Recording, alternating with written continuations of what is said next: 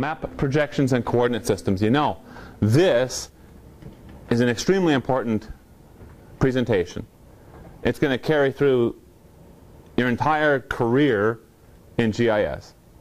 And of all the different questions that I answer for people, students, and other GIS professionals that contact me and say, hey, I'm having a problem with this and this and this, this is the one. This is the one that causes people more grief and more problems than anything else, is map projection coordinate systems. Okay? Tremendous amounts of confusion about it, tremendous misunderstandings, misapplications, and sometimes just not enough knowledge in this topic. So it is extremely important, and I'll try to do it justice. First of all, let's start with this. What is a geographic reference system? Simple, right? It's a system to refer to locations on Earth. That sounds very straightforward. Awful simple, right? Well, then all we need, sounds like all we need is an X and a Y. We've been talking about that, or I've been talking about that for weeks. Cartesian coordinates, coordinate geometry, X's and Y's.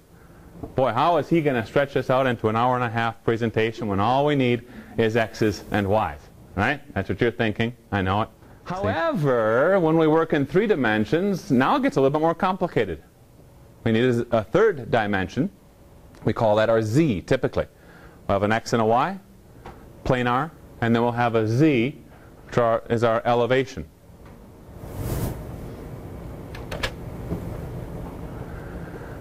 Now the question is, once we start dealing with these hills and valleys, one of the questions we have, of course, is how can we maintain a standardized, linear, maybe, uniform system of measure? So we go up and down the hills and valleys and dales, whatever, right? Looks sort of like this. Aerial distance, if we just grid the world, put a wireframe over the top of the Earth, it looks sort of like that, right? So it's just laying, and that's very nice. The distance occupied by that number 1 in that slide up there is exactly the same as the distance occupied by the number 12 in an aerial sense, right? However, the real world distance occupied by, let's say, 2 is different than the real world distance occupied by that number 8. See that in that slide? Distance there, the difference there is 0.2 units. Could be 0.2 acres, 0.2 miles, or, acres if we're talking about actual area, those sorts of things. And that, of course, gets us all the way back to probably high school geometry and the Pythagorean theorem, right? So now it gets complicated. We notice that with a very, very simple model and very simple approach, it's starting to fall apart already, right? So the very first approach we can take to it is let's model the world with what we call the spherical Earth approach.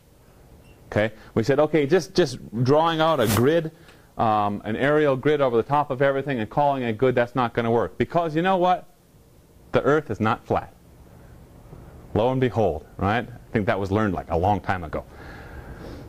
So, okay, fine. We will admit that the world is round.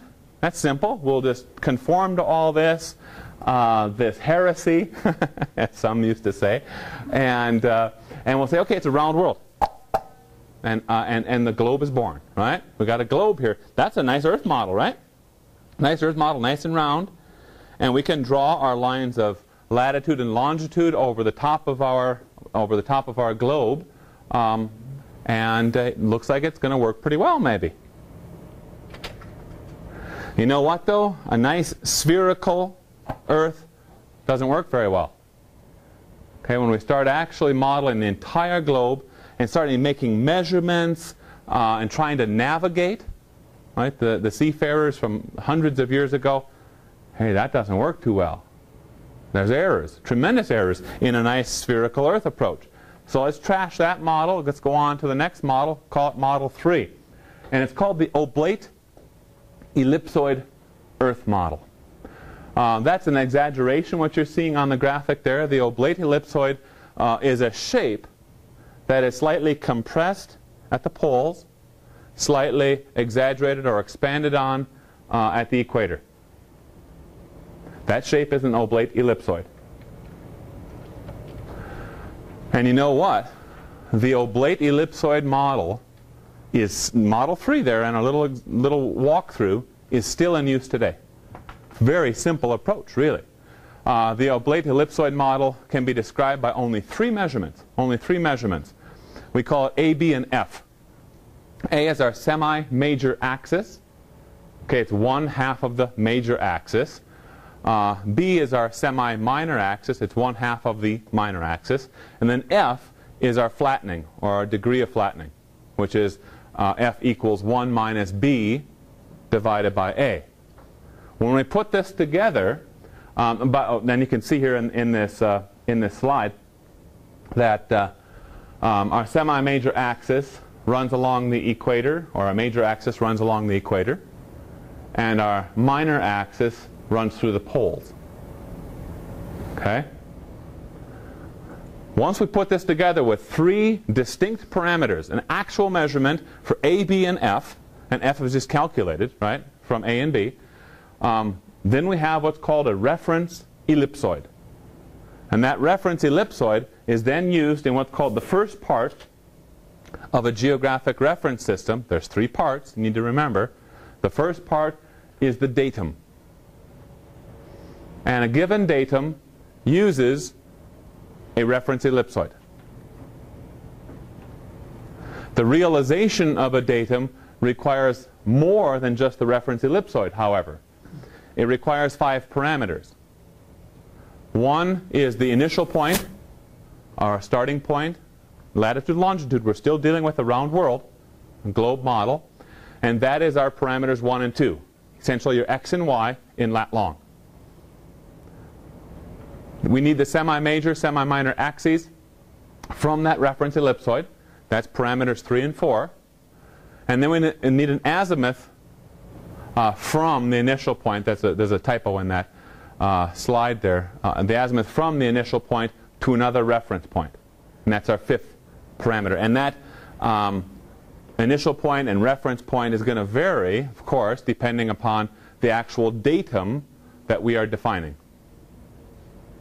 Okay? So it's really still pretty simple. Not that difficult of a thing. That's called the datum.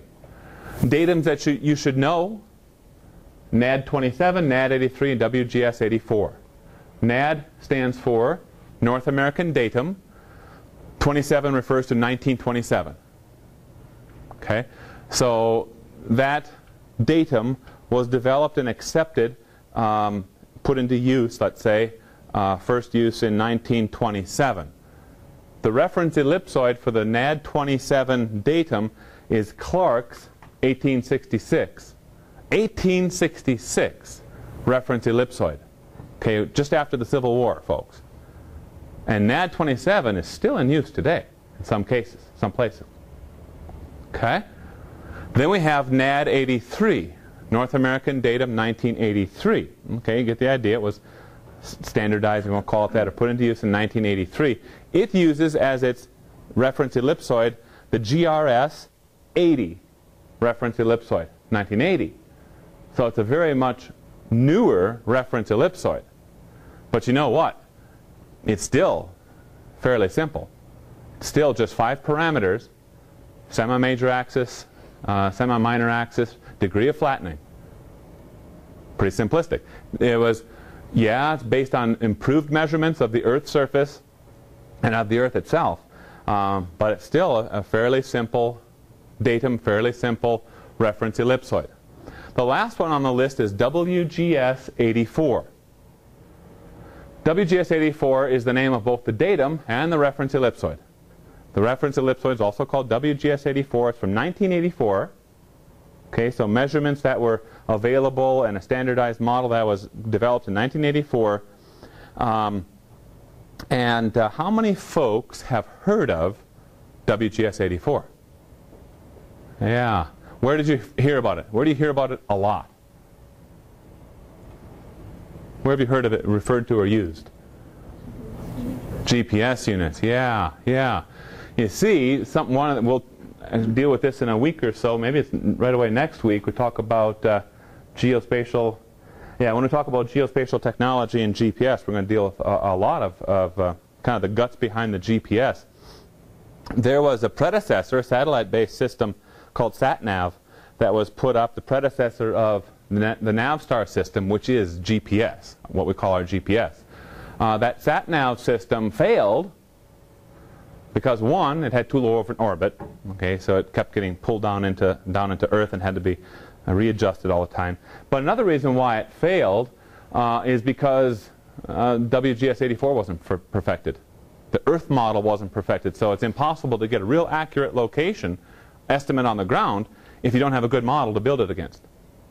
Okay, so yeah, WGS-84 is really born because of that sort of space-borne technologies and the need for accurate location and accurate navigation.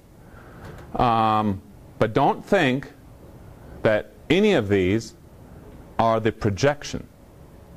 Okay, I have some folks that have said to me, I ask them, well, what projection is your data in? I go through these discussions a lot. Well, it's in WGS-84. Okay, hold on. WGS-84 tells me the datum that it's in. There's another part to it. Two other parts. Projection and coordinate system. I don't know what it's in until you tell me all three pieces. Okay? So let's go on and talk about the other two pieces. Oh, hey, here's a nice slide. WGS-84 is different. WGS-84 cannot be described by semi-major axis, semi-minor axis, degree of flattening. This is an exaggerated view of the geoid model that is behind WGS-84, the reference ellipsoid.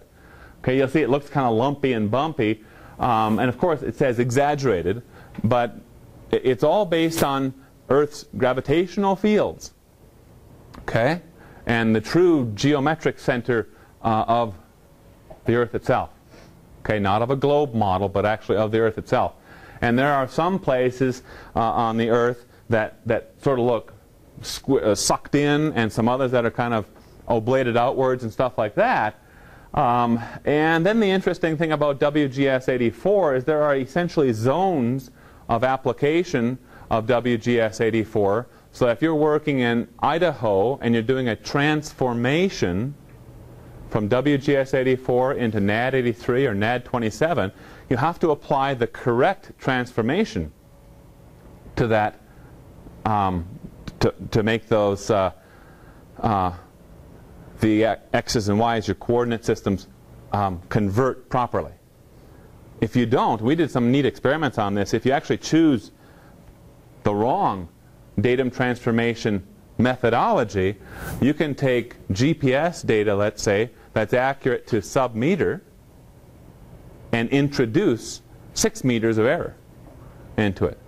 So you can take some really, really nice data, apply the incorrect transformation method to it, and really mess yourself up. And the really scary thing is you won't know it unless you test it. Or you really know what transformation methodology to apply to eliminating those sort of errors. Okay?